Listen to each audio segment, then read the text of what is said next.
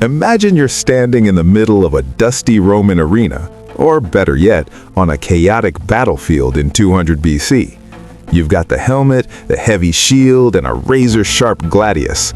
But then you look down at your legs and realize you're basically wearing one metal shin guard and one very vulnerable, very hairy calf. It sounds like a fashion disaster, right? Like the Roman version of losing a sock in the dryer. But here's the thing. That single piece of armor, the ochria, wasn't a mistake. It was a calculated, genius piece of engineering that tells us everything we need to know about how the most terrifying army in history actually fought. To understand why they went half and half on the leg day gear, we have to throw out everything we think we know from Hollywood movies. Forget those scenes where everyone is running around in a chaotic free-for-all. If a Roman soldier was running solo, he was probably already dead. The Roman military was a machine, a literal wall of wood and iron.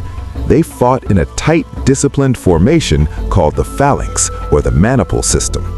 Picture this. You're locked shoulder to shoulder with your best friends. You're holding a massive, curved, rectangular shield called a scutum in your left hand. Because of the way you stand to brace that shield, your body naturally turns. Your left side is tucked safely behind 3 feet of reinforced wood and leather, while your right side, your sword arm side, is the one peeking out to take the hit. Now think about your stance. To keep your balance while a 300-pound barbarian is trying to kick your door in, you lead with your left leg.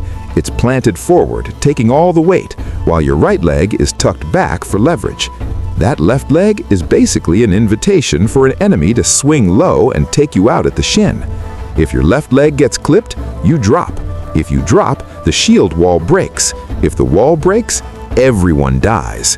So the Romans, being the ultimate pragmatists, realized they didn't need to waste money or weight on 2 guards. They armored the leg that was actually in the line of fire. It was the original work smarter, not harder hack. But wait, it gets even more interesting when you look at the gladiators. You'd think they'd follow the same rule, right? Well, not exactly. If you were a retiarius, the guy with the net and the trident, you didn't wear any leg armor at all because you needed to be fast. But if you were a Samnite or a Murmillo, you might wear a guard on your right leg instead. Why the swap? Because their fighting styles were different. They weren't fighting in a line, they were dueling. Their movements were more open, and their stance depended entirely on the weight of their specific weapon. Money also played a huge role, which is something we often forget when we look back at history. In the early days of the Republic, you actually had to buy your own gear. Armor was incredibly expensive. It wasn't just handed out at the door like a company uniform. If you were a younger soldier or just starting out, you had to make a choice. Do I buy a second leg guard, or do I buy a better helmet so my head doesn't get flattened like a grape? Most guys chose the helmet. As the centuries rolled on and the Roman army became more standardized and professional under guys like Marius, the gear evolved. Eventually, as the threats changed and they started facing more versatile enemies who weren't just charging head-on, the single greaves started to fade away in favor of full body protection, or in some cases, no greaves at all, as they moved toward more mobile cavalry-based warfare. It's easy to look back at these guys and think they were just primitive, but every single piece of metal on their bodies had a story and a survival rate attached to it. That one-legged armor wasn't a quirk.